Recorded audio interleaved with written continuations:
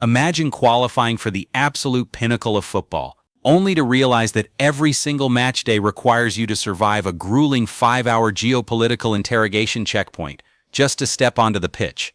That is the exact nightmare Iran's national team has been quietly enduring behind the scenes of the 2026 World Cup, transforming their tournament into what their coach straight up calls the most oppressed campaign in football history. While other elite squads are lounging in luxury hotels, recovering in ice baths, and focusing entirely on tactics, Team Melli has been treated like international outsiders, forced to sprint across borders like clockwork just to kick a ball. But just days before their do-or-die final group match against Egypt, the entire narrative just took a wild, unexpected turn that changes absolutely everything. You need to watch this frame by frame, because the hidden warfare happening off the camera is infinitely more intense than anything happening on the scoreboard. Let's lay out the facts, because the baseline of this entire scandal is genuinely unhinged. Iran didn't get a pity invite. They earned their spot in Group G on pure merit, right alongside Belgium, Egypt, and New Zealand. But instead of a standard World Cup experience, they walked straight into a logistical trap, thanks to a severe 3-month military conflict involving the US and Israel right before the tournament. Iran's original base camp in Tucson, Arizona was abruptly canceled. The squad was forced to completely relocate their entire operations to Tijuana, Mexico. Think about the gravity of that for a second. Every single time Iran has a match on American soil, they aren't just driving down a highway. They are forced to clear international customs, passport control, and high-security border screenings while trying to prepare for world-class athletes. Look at the literal human toll this setup took during their opening 2-2 draw against New Zealand at SoFi Stadium. The flight from Tijuana to LA is a joke, just 127 miles, a flight that should take roughly 40 minutes maximum. Yet team captain Mehdi Taremi revealed that once the crushing security and immigration processing wrapped up, the journey dragged on for 5 agonizing hours. 5 hours of pure physical and mental exhaustion on the literal eve of a World Cup match. While New Zealand was fully rested, settled in their rooms, and eating structured meals, Iran's ballers were stuck sitting in processing rooms. Drop a comment right now. Do you think this border drama constitutes a deliberate structural disadvantage? Or is it just the unavoidable price of chaotic global politics? It gets significantly worse after the final whistle blew.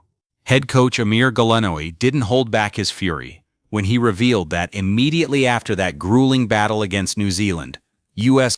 authorities told the team they had to pack up and evacuate the country immediately.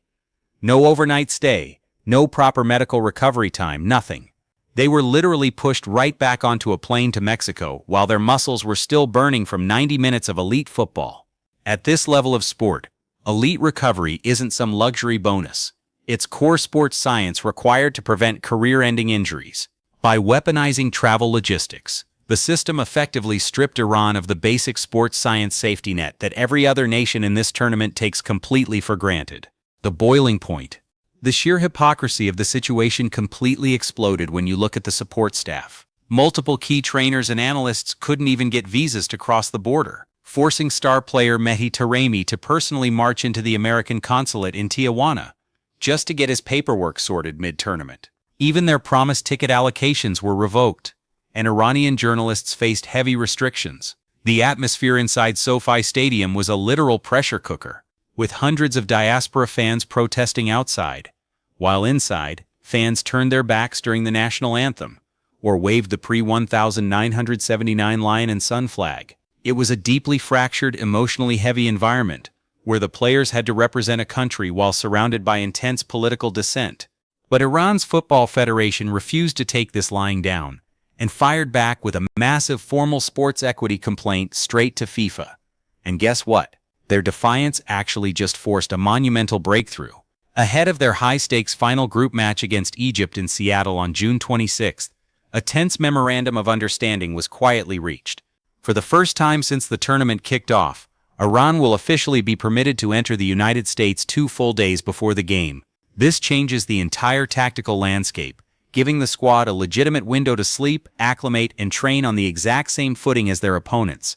This entire crisis exposes a massive structural flaw in FIFA's obsession with sprawling multi-nation tournaments. When you split a World Cup across different borders, a team's geopolitical relationship with one host can completely sabotage their athletic performance in another. If Iran defies the odds and hunts down a spot in the knockout rounds, these tight 5-hour turnarounds will become completely unsustainable from a medical standpoint.